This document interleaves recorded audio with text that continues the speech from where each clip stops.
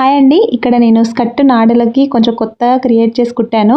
ఇది ఎలా కుట్టాననేది మీకు ఈ వీడియోలో చూపిస్తాను. చూసేయండి. ముందుగా ఇలా ఒక కుచ్చులను ప్రిపేర్ చేసి పెట్టుకున్నాను. స్కర్ట్‌లో మ్యాచింగ్ ఉండే కలర్‌ని గ్రీన్ కలర్ తీసుకొని కుచ్చులు ప్రిపేర్ చేసి పెట్టాను. తర్వాత స్కర్ట్‌లో మిగిలిన క్లాత్ ఉంటుంది కదా! ఆ క్లాత్ తోటి చిన్నగా ఇలా రౌండ్ షేప్‌లో కట్ చేసుకుంటున్నానండి.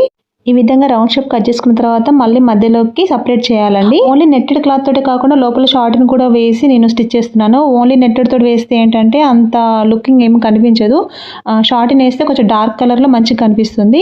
అలా రౌండ్‌గా కట్ చేసుకున్న క్లాత్‌కి ఇలా మనం ప్రిపేర్ చేసుకున్న నెట్టెడ్ క్లాత్ ఉంది కదా! దాన్ని చుట్టూరు కుట్టు పెట్టేసుకోవడమే.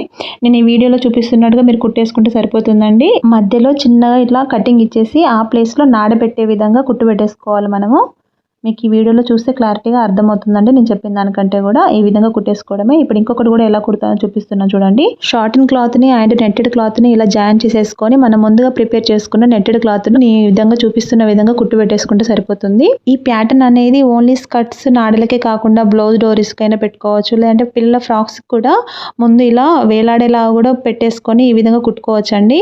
ఇట్లా హ్యాంగ్ అవుతా ఉంటే చాలా బాగా కనిపిస్తుంది. స్కర్ట్స్‌కైనా, ఫ్రాక్స్‌కైనా అండ్ బ్లౌజెస్‌కి బ్యాక్ సైడ్ డోరీస్‌కైనా కూడా దేనికైనా కుట్టుకోవచ్చు. ఫైనల్‌గా అయితే ఇవి కుట్టడం అయితే కంప్లీట్ అయిపోయిందండి. మీకు ఈ మోడల్ గనుక నచ్చితే ఖచ్చితంగా ట్రై చేయండి. అలాగే నా వీడియోస్ గనుక నచ్చినట్లయితే ప్లీజ్ సబ్స్క్రైబ్.